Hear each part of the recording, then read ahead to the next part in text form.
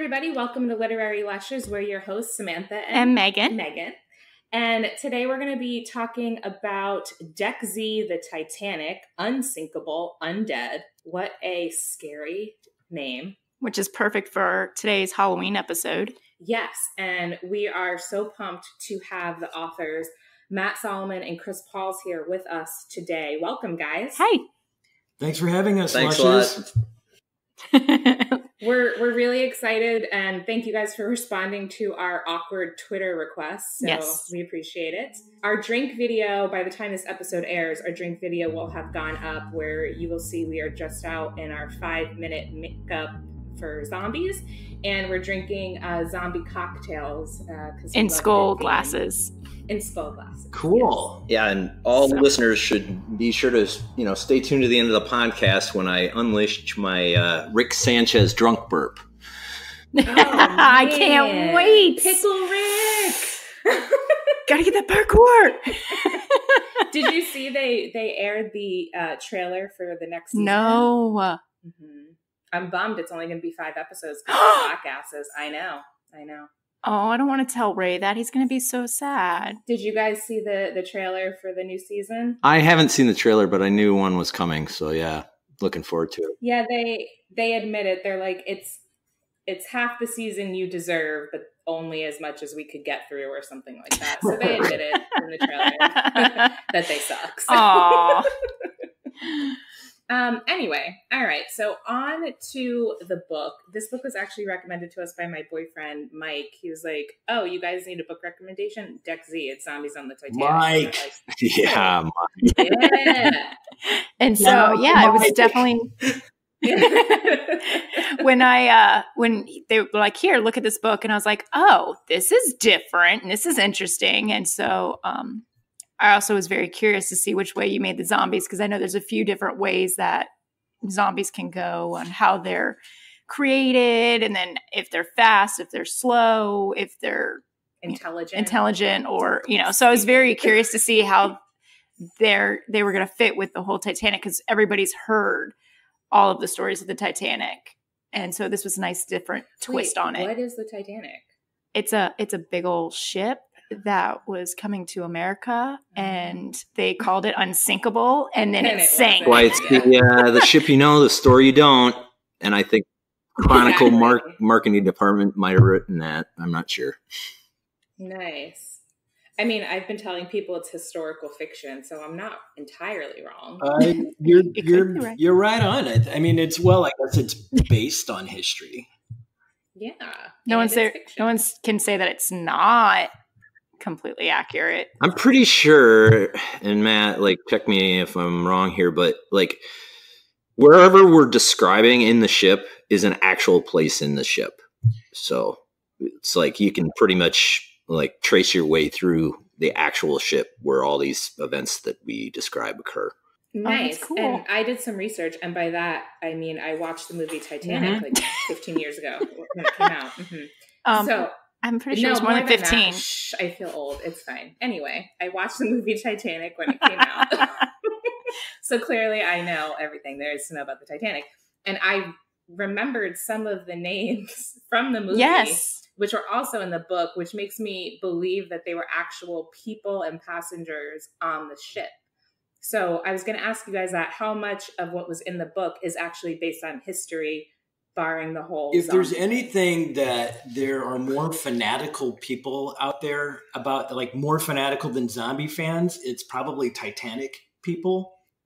And we found it was a godsend for us. There are message boards out there.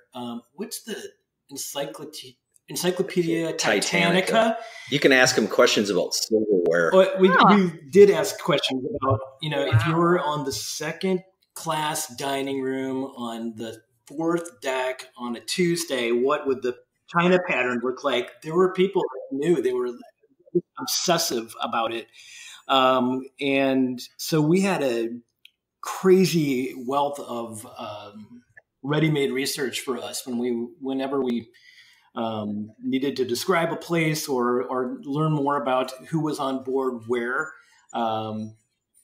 We leaned really heavily into that. That's awesome that you guys had that resource. Yeah. I was trying to think of that word. Apparently, I had too much of this what's zombie in drink. that? Yeah, what's in that zombie drink? So we kind of made it up as we went along because 1, every recipe was different, and 2, we couldn't find half of the ingredients. Apparently nobody, or Bacardi doesn't do 151 anymore. Yeah, because the recipe we found was supposed to have 1 shot of light rum, 1 shot of dark, and then a nice shot of 151 floating on top. And that definitely did not happen. Yeah, she went to like 4 or 5 liquor stores and finally Bacardi doesn't make 151 anymore. Did like all the fraternities close or something? Yeah. But they had Bacardi flavors of everything. They had cotton candy. They had watermelon. They had because now they're targeting like 10-year-olds. That's what's happening. So they got to compete against White Claw. 151. Yeah. So to make up for it, we just put in an extra shot of regular rum, and we figured figured 60% times 3. Okay, you guys are going to be slow zombies by the time you're done, I think. Yep. Yes. Mm-hmm. But it's we love my plan was to bring over. It's better than my plan was to bring over some whiskey and black food coloring and make it black, because the thing that causes the zombie infection in our book is called the toxic. But of course, everything got away from me, and I just showed up with a 6-pack of beer. So, yeah. That happens. You know what? It works. It works. Speaking of the toxic, we were talking about, I think it was Weiss, which is a super American way to say that last name. Oh, is it? That's how I was pronouncing it the whole time. I think in German, wouldn't it be Weiss? I don't actually know. Anyway. I should ask my father-in-law. At one point as Pandora's box. And I thoroughly enjoyed that reference because I was like, "Ooh, that gave me the chills." That once this vial is open, there's no going back, and it's just. I think that's called foreshadowing. Yeah, I mean that literary tool, so handy, so handy. And what made you guys go? I guess with the black ichor that is oozing out of, I would imagine, every orifice of each zombie, as opposed to some of the more traditional portrayals of zombies that we see in pop culture. We're staring at each other right now. I think it has a lot to do with the infection itself and the sort of real world thing we based that on, which was an outbreak of the bubonic plague in China. And Dr. Weiss did I say that right? Goes there as sort of like a German emissary and winds up bringing back a vial of it. But if I'm remembering correctly, Matt, we wrote this in 2011, you guys, so bear with us. There was oh, you're fine. Really super awful, but there was these people that were infected with this hyper virulent, hyper terrible version of the Black Plague.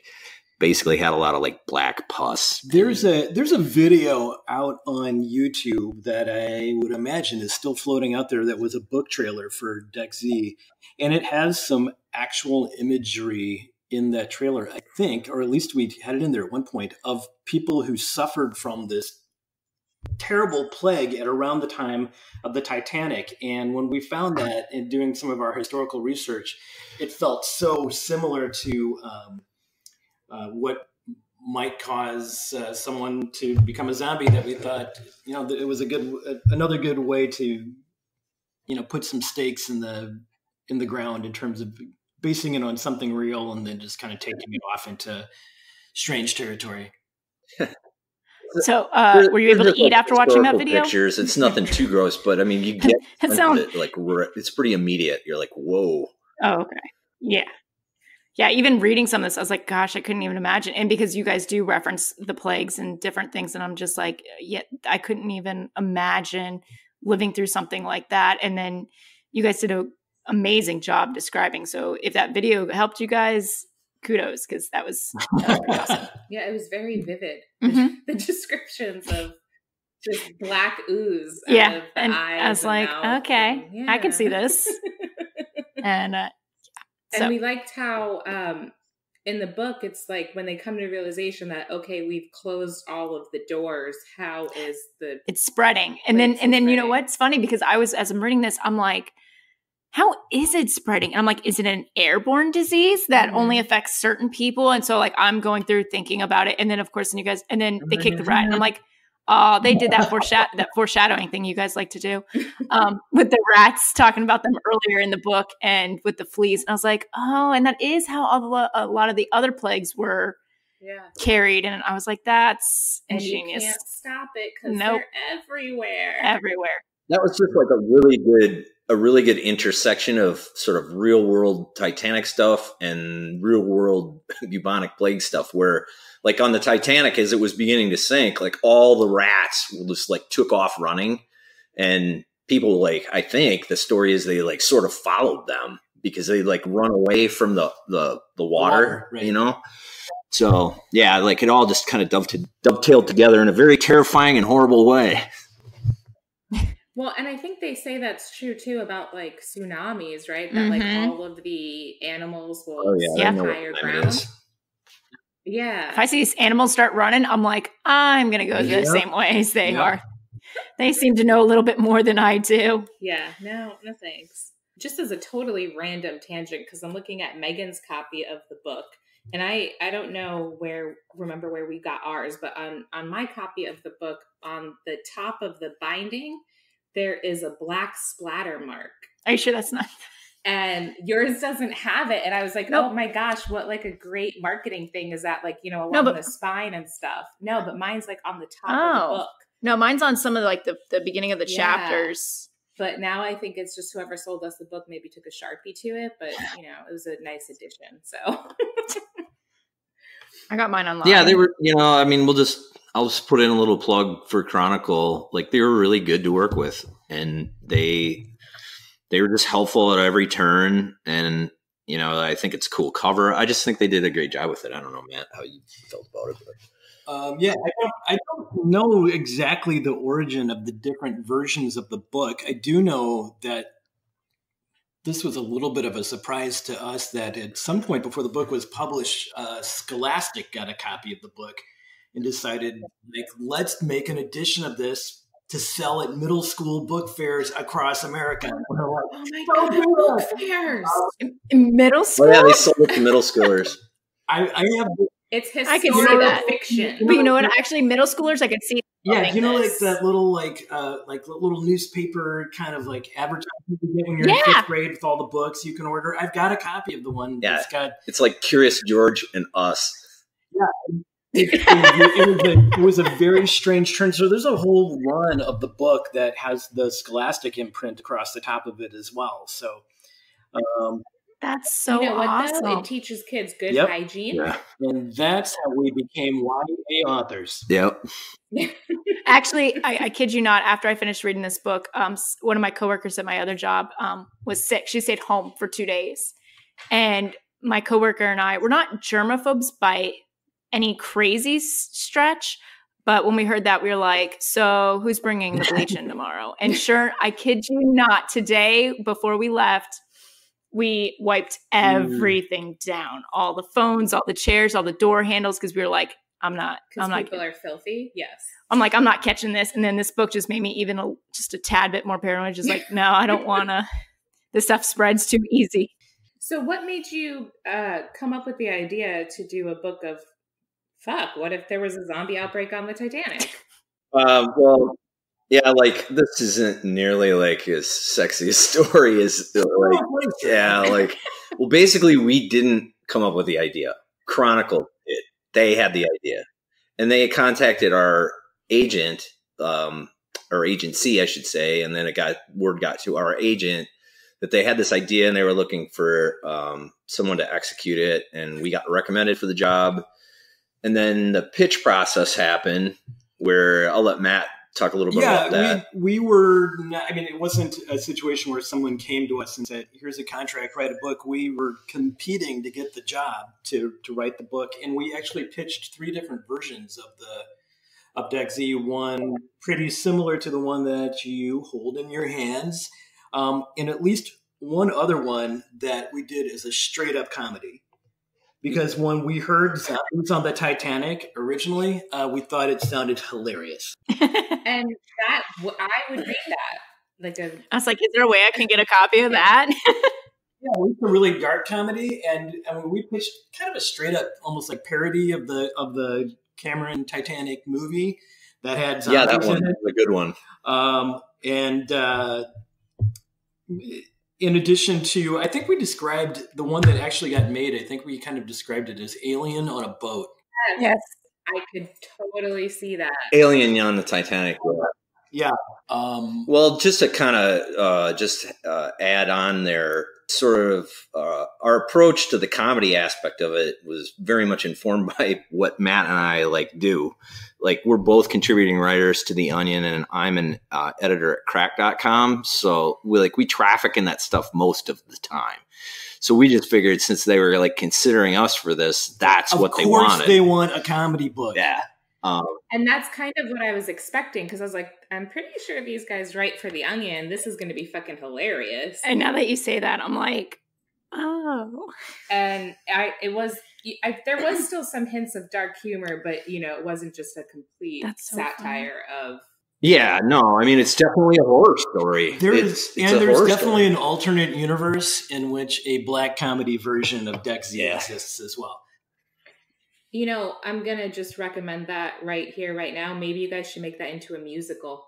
Oh my gosh. Mm-hmm. On ice. Yeah. Just don't sit in the front row. Was it hard for you guys to make that switch from comedy writing to more horror story writing, or did it come pretty seamless to you? Well, we'd worked on stuff in the past in terms of, straight ahead fiction and stuff. And Matt and I have always had, just kind of enjoyed tossing ideas around and shooting the bull about how stories work. And so I think it came pretty organically and naturally. I mean, we had to work on it a bit. Yeah, I don't know if Chris would agree with me. I think we also both, I was a super comic book dork when I was growing up. I think Chris kind of came out of that same sensibility. So the idea of, just telling these epic, weird stories was not such a crazy stretch for us. I think that the hardest thing about this whole process was and I'm just saying this as earnestly as I can possibly say it, this is the best darn zombie on the Titanic book we could write. And I really truly mean that. I'm not joking. We really put everything we had into it, and there are a lot of moving parts to it.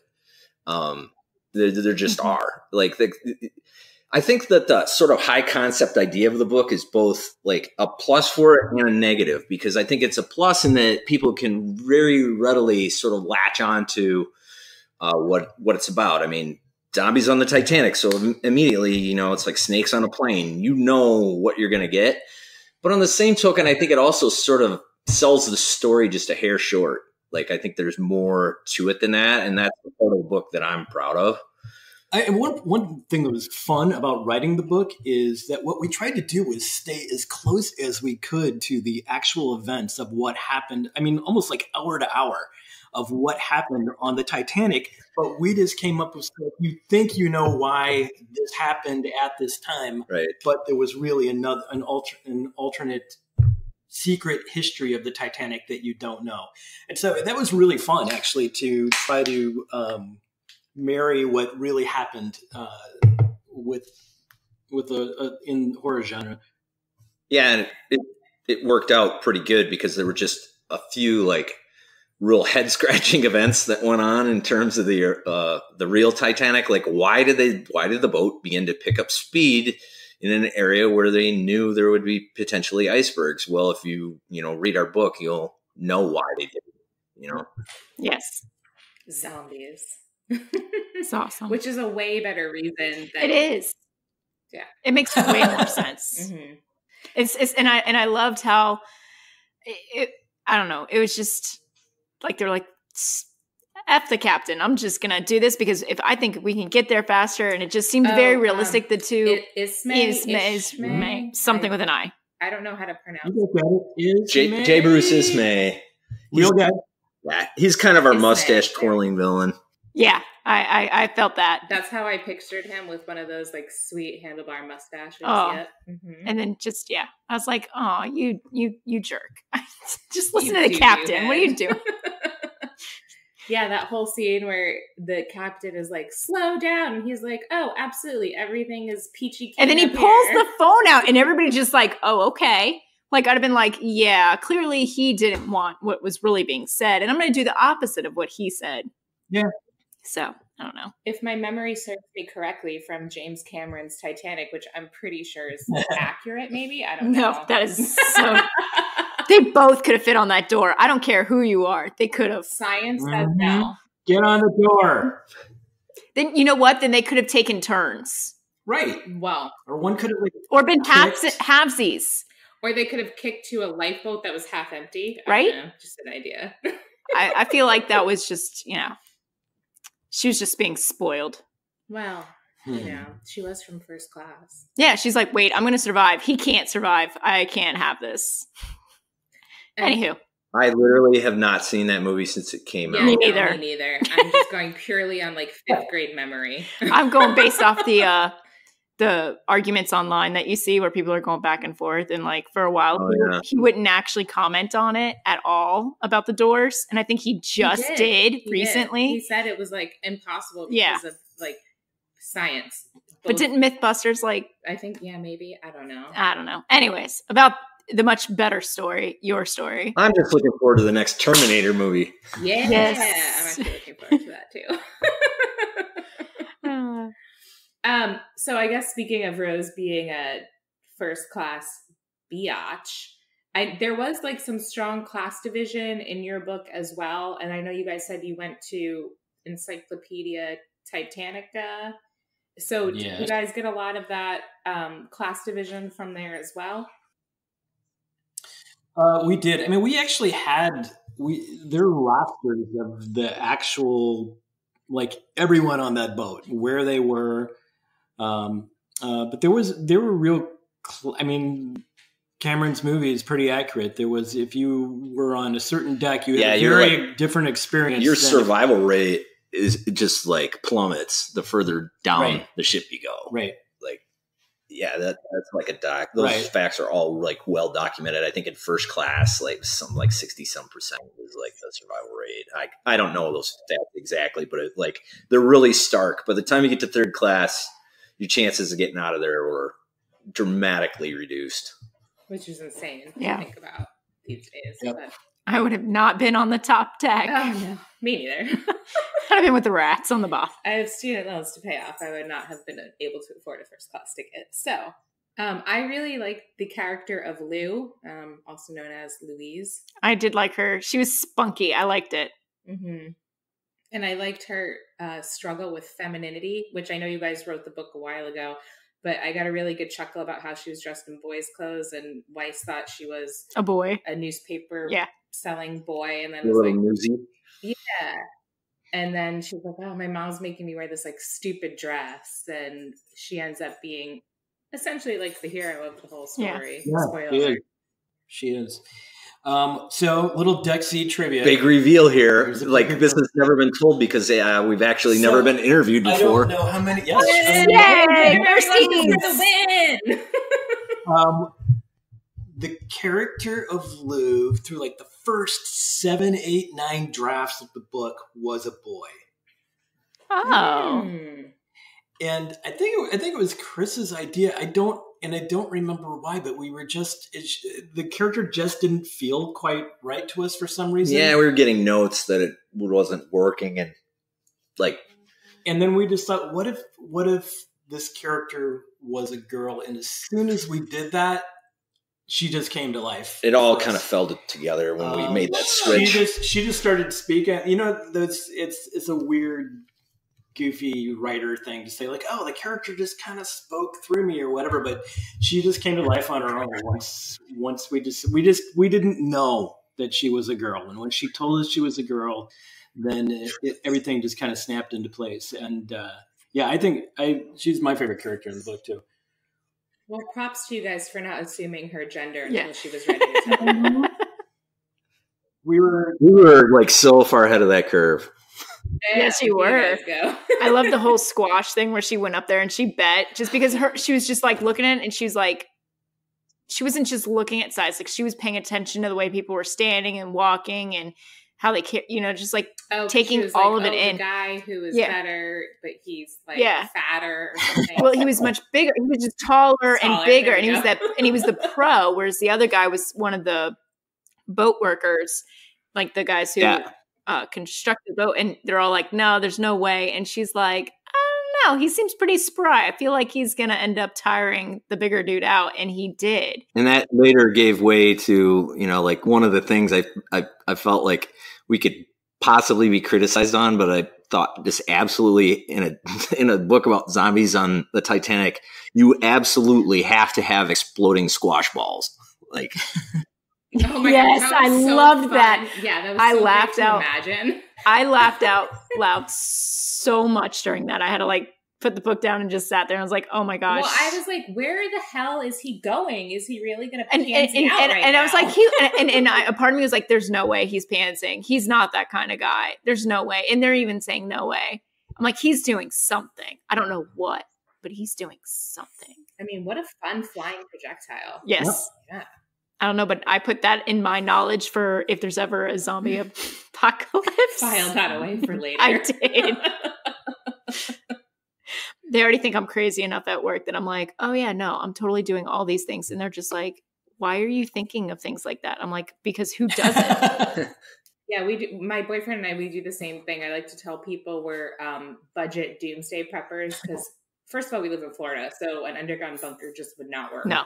But also, I'm not about to spend like $100,000 on a fucking panic room. No. So you have to survive other ways. Yeah, and so like one of them is don't use a gun because it attracts the noise. Exactly.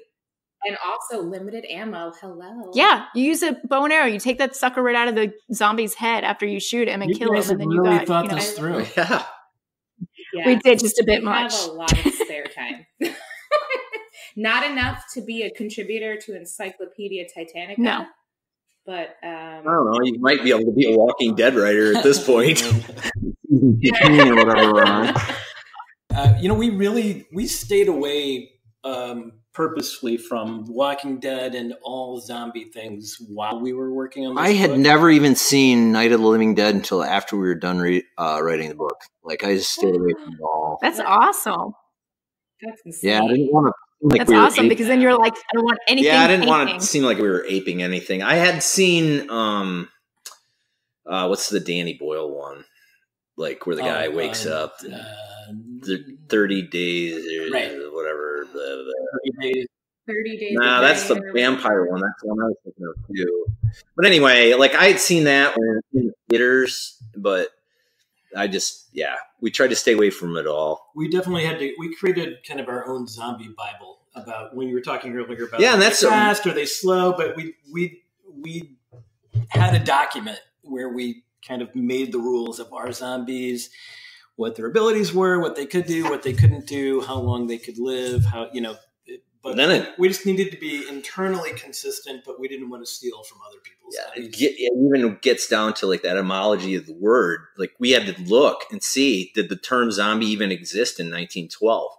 And we determined that it did, but that the conception of it was like, way, way, way different than what the modern conception is. So there's this point in the book where, they're like describing the situation and they're all harried and frantic and scared. And the captain just, actually Captain Smith is my favorite character because he's just this kind of like steady, badass presence. He's played by like, I don't know, who's the guy that does the Ford commercials? Like the voice. Sam Elliott. Sam Elliott. Like, that's my yes. But he just says, you're talking about zombies. And just very matter-of-factly, like, let me get my sword off the wall. Let's go. Yeah. Do you want a gun? No. You use a gun, it attracts. That's why you get it. Exactly. And I thought you guys did, like you were saying, there's a lot of zombie tropes out there. And I thought you guys did a really good job of creating something that's new but still zombie and then keeping it consistent, because that is one thing that drives me insane Mm-hmm. in movies and TV shows and books, is when you see like, oh, okay, this person, it takes like a day and they're slow and a bumbling idiot, and then the next day all of a sudden They can open up doors or something. They're using phone. And then I also liked how your zombies stayed along the line of what it would be like if it was a plague virus. So it had like some of the same similarities, and it was the stages, and it showed you like, at this point, this is when it's contagious. This one's a lot of that. A lot of that came from my friend that lives here in town and works for a company.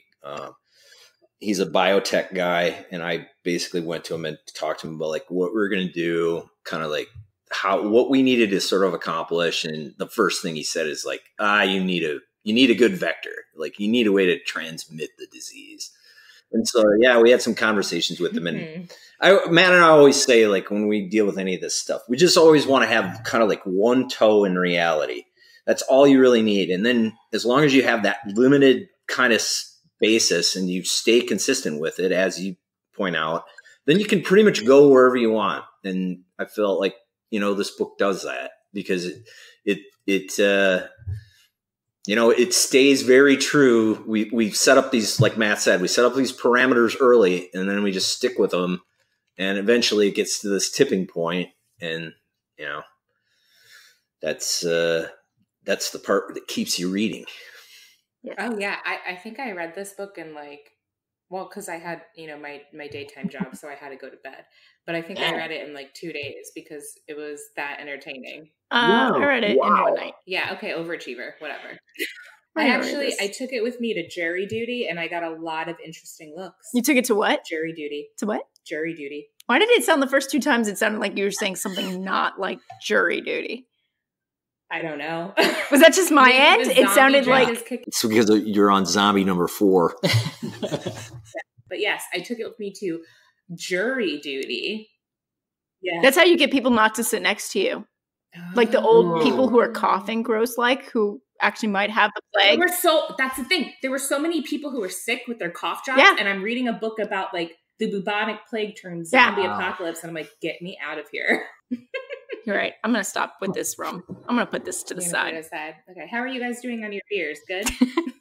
We're doing okay. Cruised through a few of them. We live in Wisconsin, so it comes natural. Is it cold up there right now? Well, that depends on your definition of cold. It was 60 today, and I think we were all thankful for it. Yeah. The only time I've ever seen snow was when I got married. Oh, 9 years ago at Beaver Creek, Colorado. She got married at Beaver Creek, guys. And it was. I'm just going to stay away. I heard it's like the most beautiful snow, and it wasn't the dirty snow. Perk of living in Florida for zombie apocalypse, they'll rot hell of Yeah. Yeah. You'll be able to smell them miles away. Yeah. You can be able to avoid them. Like, 2 months. Oh man, if they turn into a zombie in June, they're done by August. Yep. So, if you guys are planning your zombie apocalypse plan, Florida may not be the bad place to go. I haven't really considered the effects of heat and humidity on zombies, but clearly I have. At the very end of Deck Z, the Titanic, we tease a modern day sequel that would take place in Las Vegas, Nevada, which is very hot. Which I was so mad the book ended at that exact moment. So, yeah. I mean, and so that would be an interest if we ever actually do that book, Chris. We're going to have to think about it's almost like we should sit down and write the first chapter of it. We should. Which we've already done. I think Zombies in Vegas is an idea that needs to happen, if not by the two of us, by somebody. No, it needs to happen by the two of us. Yes. We vote for you guys. Yeah. Thanks, you guys. And, maybe you'll have more luck pitching the humor aspect the second time around. It seems like a good opportunity. I mean, Vegas is so over the top, so what would be better than like a dark comedy zombie outbreak? And you have all those 90s singers out there. Well, yeah, like, I mean, at any given moment in Las Vegas, you can walk by somebody and, that's been up for 2 days or whatever, and like not know that they're a zombie. I mean, there's just zombies everywhere. This is very true. And I'm just picturing zombie showgirls, when they're like big. And then I think it's some theatrical thing because, when I was out in Vegas, fantastic. like people had clearly been up for longer than they should have been and just stumbling around. Celine Dion. No, she's not there anymore. No, Carrot Top. Carrot You know, I mean, we got to say R.I.P. Rip Taylor. Yeah. No, I think you did the world's first prop zombie. Like pulls up a toilet paper. Hysterically. Right. I mean, I definitely would read that book or see the musical on ice. Either way. Or see the Broadway show. Or see the Broadway show. Or the show in Vegas. Or the Vegas That show. makes Even sense. better.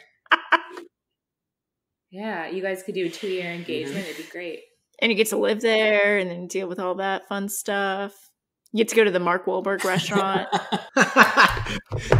When I went, Vegas just didn't seem what I thought it was going to be until we went to Old Vegas and ziplined through that and then saw all the old casinos. That you would love Old Vegas. It'd be fun ziplining through Old Vegas while there's fucking zombies running around on the ground. Oh my gosh. We have an outline. Oh my We God. have an outline. Yeah, there is zip lining in it. There is zip lining. Yes, Yeah. there is. Really?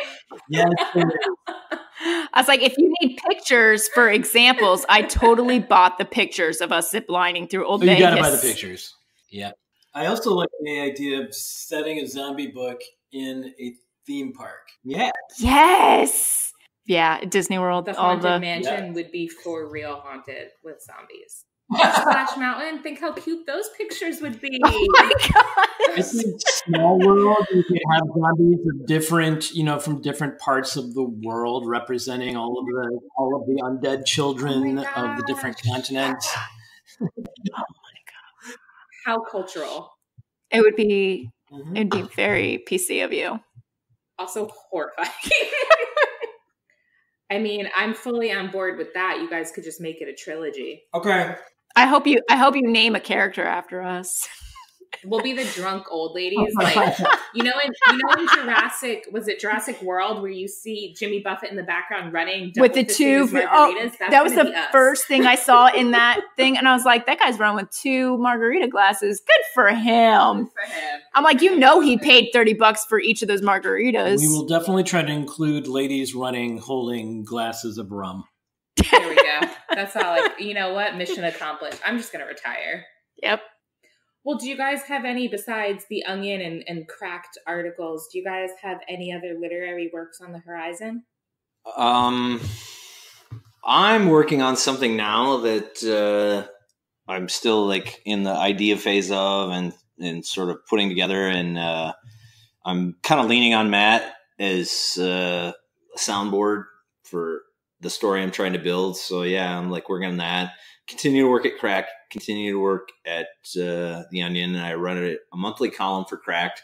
My next one is coming out on Halloween, and it's about very like weird ways people either kill themselves accidentally or seriously injure themselves on Halloween. Happy Halloween, everybody! I was like, okay, so I after really you guys wanna listen to read that this, article. you're going to go and read that article because, yeah, that sounds actually right up my alley. We're dark and twisted people. I think we should probably be in therapy, but that sounds awesome. I think this podcast was therapy of a sort. Matt and Chris are going to leave and go, oh my gosh, some girls are crazy. We are so normal. They're like, we are never going to take an offer of being interviewed ever again. Oh my gosh. Nah, this has been good. No, we like drinking and talking as much as the next guys. Well, we had a great time. I had a fabulous time. Thank you guys so much. This was Thanks for having me. very easy and fun. Hey, say hey to Mike for us, will you? We will. For sure. Happy Thank you, Halloween, guys, Happy and thank you. Halloween. Thanks so much.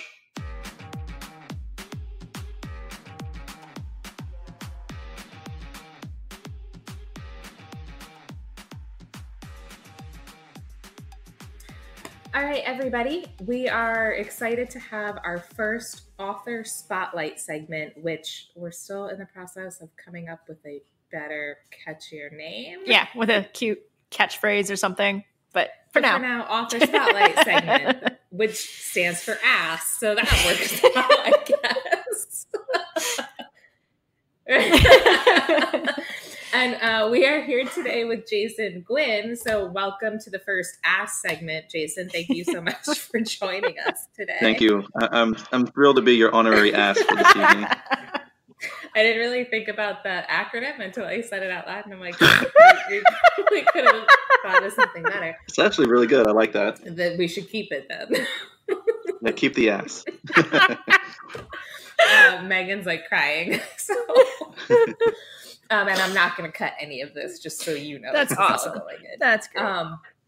The merchandising is going to be fantastic. So. So, Jason, I was thrilled when you reached out to us. I think it was on Facebook. So I have to know, how did you hear about the podcast? It popped up in my feed because I'm a fan and also a friend of Ailey Martinez. And when I saw that he was being on the show, I thought, hey, cool, maybe they'd have pity on me and put me on here as well. So I thought I'd reach out and just see what would happen. And super excited that you would agree to have me on. So thank you for that. We're super excited that you agreed to be on. It still blows our mind that people want to talk to us. I know, right? And I might be making this up, but are you, maybe I saw it somewhere on the social media. Something leads me to believe that you guys were in or are in some, like the same. Yeah, we're all part of something called the DFWW, or the DFW Writers Workshop. We meet up in a place called Bedford, which is about an hour away from my house, every Wednesday from 7 to about 9:30. And it's a critique group and also just a place where us lonely writers can get together and complain about our work or get some support or get made fun of for our bad prose. But yeah, it's really awesome. And when I first met Lee, I was really intimidated because I've read his books before and he was just sitting there casually. And it's like, this guy's so successful and he's going to be sitting in here listening to me read my horrible book. And then he, you know, Lee, he has a great sense of humor. And I remember the first time he critiqued my book, he kind of ripped it to shreds, but in a good way, which helped me make the book even better. But yeah, Lee's great, and that group is actually really, really good. Almost everybody in that group is published or has some level of success. That's pretty awesome. Oh, that's awesome. Cool. Yeah. So Jason, we are going to talk about your book, The Wretched, and that is the newest book that you published? Yeah, that came out, I believe it was February of this year. Okay. So it's been out for a few months. And was that self-published, or was it through a publishing company? It's through a publishing company called Burning Bulb Press. They're based in Virginia, and the guy who actually runs it is actually a film director, and he's been in a lot of movies. He's been in like Fast and the Furious. My previous book, if you Google my work, is Holy Crap and the Judgment Day Blues, which came out, I believe, in 2014. That was self-published. Oh, so I've always admired the people who self-publish, and I would love to know more about that process just because it seems like very interesting to me. Was it a challenge to self-publish the book? Self-publishing nowadays is incredibly easy. I'm old, and when I was younger, I wish we had the technology that we have today because I think I would have so much work saved and be able to present than what I have now. But like that book was published through Amazon, and I think the whole process, if you follow the steps, takes about 15-20 minutes. I wish I could make it sound more glamorous than what it really is, but it's actually pretty simple. And if you look at my short story that's on there as well, The Fallen, that one's also self-published. And to get that ready and design the cover, I think it took less than a half hour. It might show. I hope it doesn't. And yeah, so self-publishing today is so much easier than it was before, because back in the 90s, I was first trying to publish some of my work. You had to do everything through vanity presses. You had to like mail everything out, and then you would have to make all these phone calls, and they would edit it, and you would pay a ton of money. So Amazon, on one side, has made publishing a lot easier for everybody, but on the flip side of that, you get a lot of bad stuff published. I mean, I love my first book that's on there, but when I go back to read it, I cringe at points in certain parts because like, ooh, I gotta fix that grammar. Oh, why did I put this up there? But at the same time, though, as an artist, just to get your work presented at all is a big thrill. So I've had some people read the book before, and the common complaint is, grammar needs to be tweaked. Okay, I get that. I'm working on that. But to hear that they love the story, they love the characters, and I remember one night I went on Facebook and this guy just kind of pinged me and he's just like, dude, I just read your book. It's like the best book I read all year. I almost started crying. I was like, thank you. So it's really interesting, but easy. So like anybody who wants to publish a book now, who has it takes a little bit of guts to put your work out there at all, at any state of, whether it's their first draft or 10th draft or 50th draft or what have you. But thanks to Amazon and a lot of online sites, it's actually super, super easy. Nice. That's good to know. Yeah. And in terms of getting feedback back from putting anything online, I think that would probably be the hardest and most frustrating part, because The Wretched, for example, has sold. But to get reviews, it's really hard. And if anybody's listening, definitely give reviews of any book you read online, because it really helps the writer. For example, on Amazon, you have to get, I believe it's at least 10 reviews before you start moving up on their algorithm. And so any review anybody can give, even a bad review, is better than nothing, because as a writer or as an artist, you're always growing and improving. So if someone comes on and leaves a comment saying, hey, your plot sucked or your characters are flat, I know if I'm going to do the sequel to the book or if I'm going to do a new project, hey, I might need to focus on that a little bit more so I can adjust and improve. So definitely let the people know that you liked it, hated it. And you don't even have to leave a big comment. And you can leave a 3-star review and say, I liked it. That's enough. But it actually will help the artist a lot, because that's what we're really desperate for, is reviews. That's why if you ever go to any writers groups or like any writing events and you're like, hey, I loved your book, the writers are like, hey, please leave a review. We're not trying to be jerkish about it, but it's very vital, especially for algorithms. That's good to know. Yeah. So The Wretched. Yes. Without any spoilers for those who haven't read it, can you give us a plot overview of the book? Yeah, sure. Basically, the story follows Lucifer, probably the most overly used character in literature. But yeah, for the book, I just kind of wanted to write a story that challenges the reader. So basically, the idea behind the novel is Lucifer has basically been cast to Earth, which is the only place he can be executed. And he was brought here by his wife, who has grown sick of him, basically, because he's a failure. He tried to invade heaven. He lost. His daughters have been captured by the heavenly forces or whatever.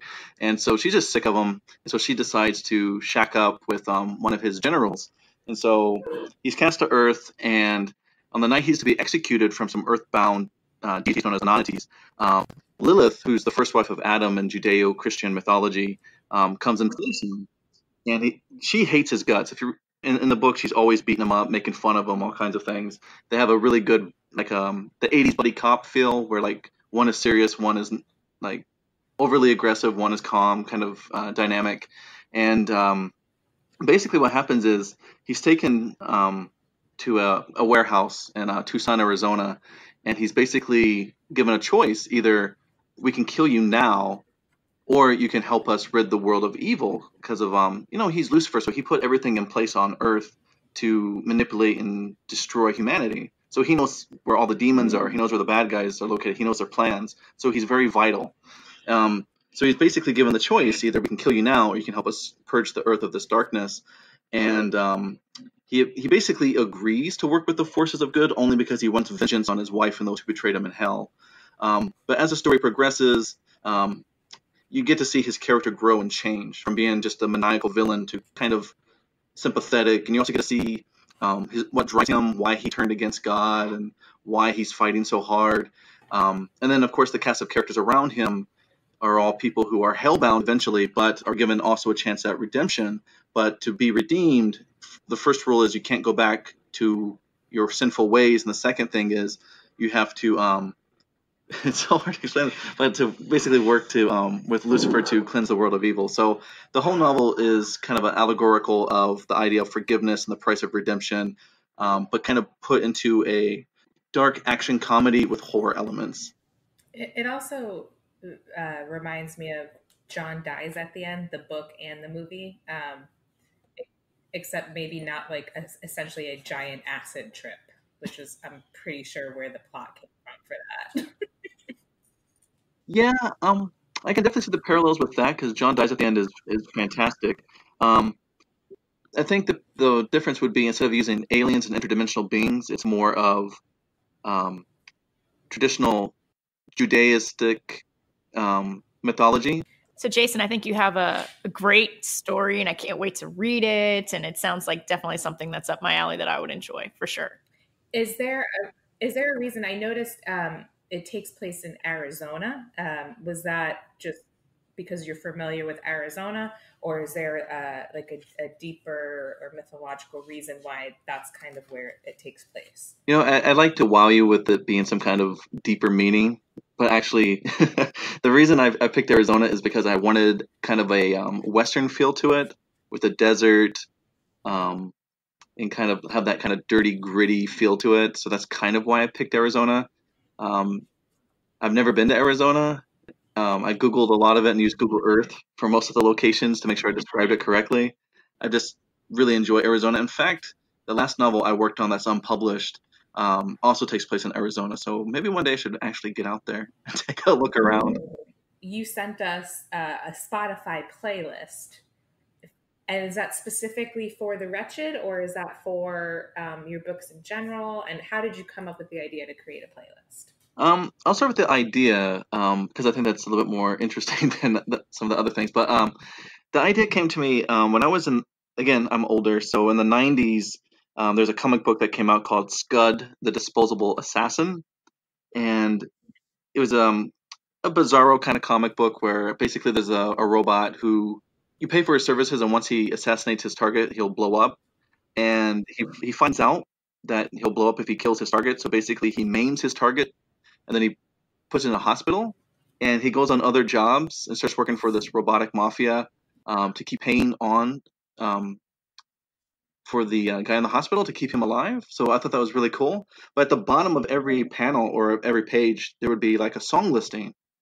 And the writer of the comic wanted people to like listen to this key song during these panels so you could feel how it should be played out. And I thought that was really interesting. And when it came time for The Wretched, I also listen to a lot of music while I'm writing to help build the mood, or when I'm driving my car, I listen to it so I can kind of feel how I want to describe a scene or develop a character, or to kind of help keep my imagination going.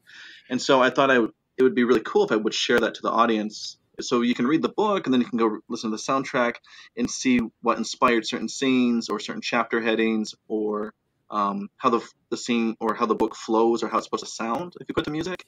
And the other reason is a lot of people will often ask at writer conferences, like, hey, do you listen to music when you write? What do you listen to? It's like, well, here's a list. Go check it out.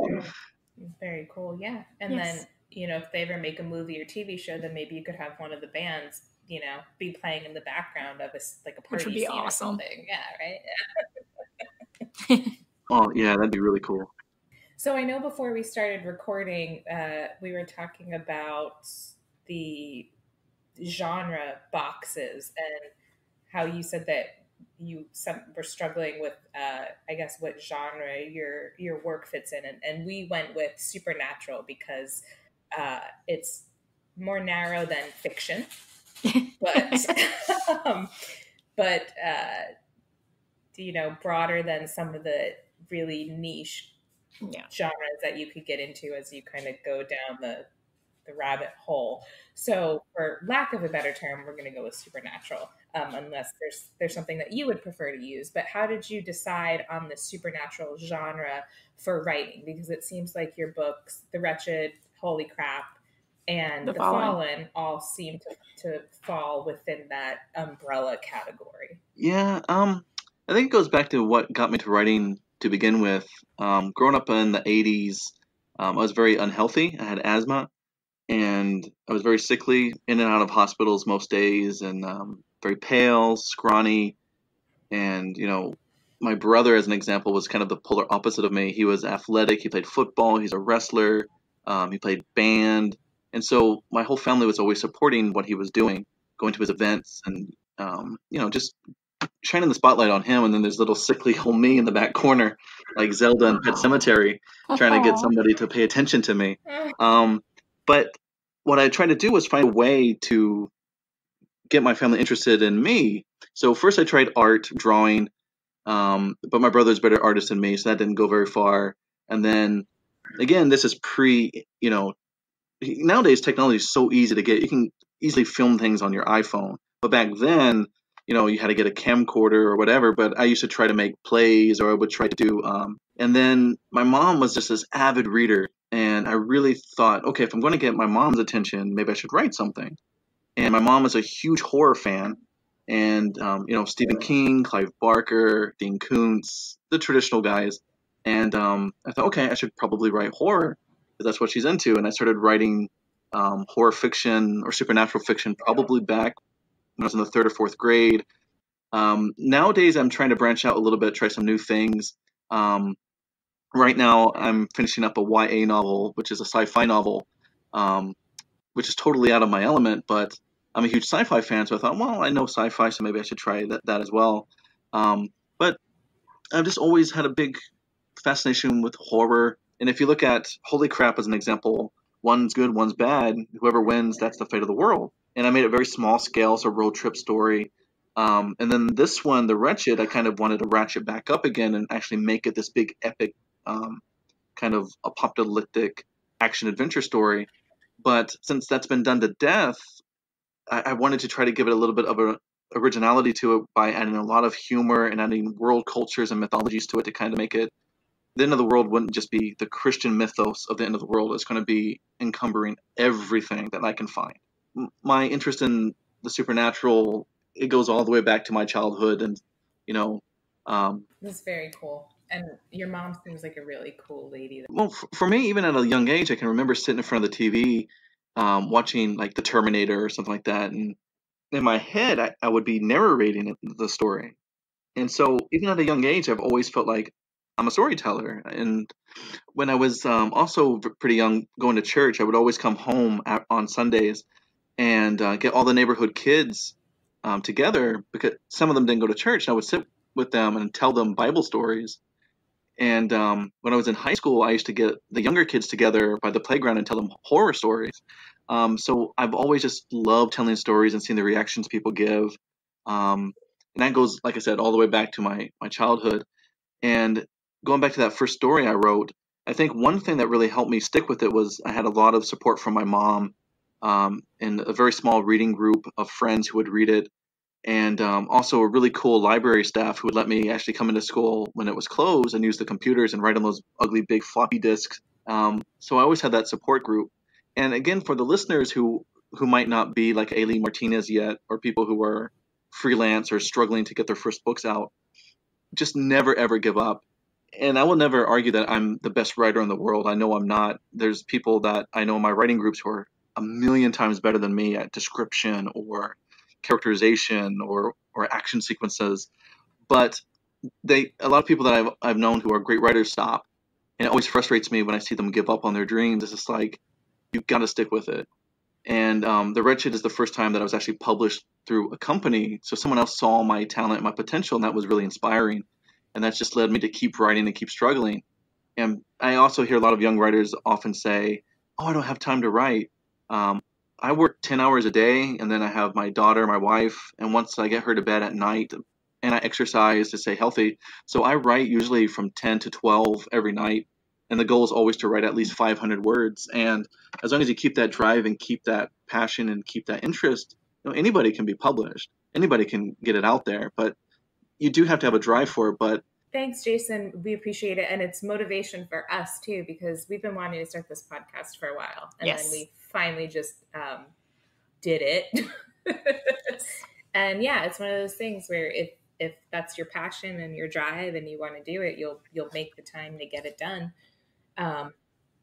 So we appreciate you coming on to talk to us. We like the idea of using our platform and our, hopefully, knock on wood, ever growing listener base. Yes. To showcase new authors or new books. Authors. Yeah. So please, feel free to recommend it to some of your friends in your writing workshop. We promise we're going to come up with a better name than ass. So, but anyways, thank you for being our first ass. Yes. No problem.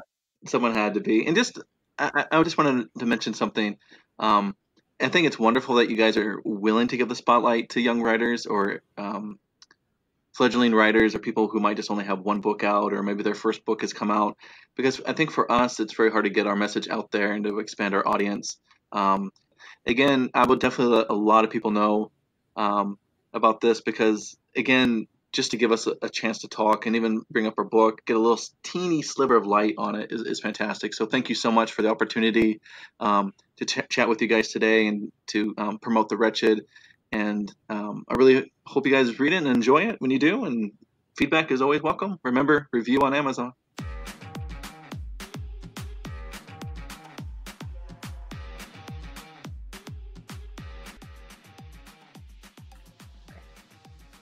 All right, so we just finished recording with Matt and Chris. They were such fun guys. You might have to redo that. I'm sorry. I hit the mic with my hand. Okay, ready? So now for our Conscious Corner. Yes. So like I said, Halloween is my favorite holiday ever. Mine too.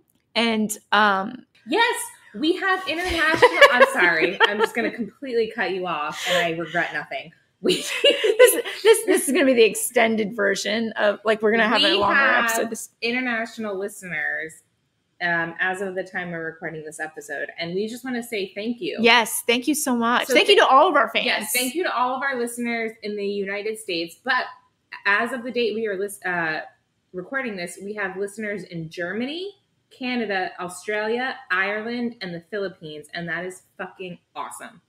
I feel like I want to do a giveaway. We do. We're going to do a giveaway for our Thanksgiving episode. Okay. As a thank you to all of our listeners. So we will internationally ship if need be. Yes. If you guys are one of our international listeners, please let us know. If you are one of our stateside listeners, also please let us know. Yes. But we just think it's rad that we are officially an international podcast. So thank you. So our next book is going to be, and brace yourselves, it is going to be Filthy Rich by James Patterson about Epstein, Jeffrey Epstein. We live in Florida. Which was a huge deal. Yes, he was put in the Palm Beach County Jail. And I've been doing some research about his jail time, and it's a fucking joke. So we're going to read this book, and we're going to talk about Epstein. We don't have a guest because obviously Epstein is no longer alive. So it's going to be me and Megan, and Megan and I, and we're going to be talking about all things Epstein. Okay, and how it affected our lives, because it totally threw the fuckery of it all.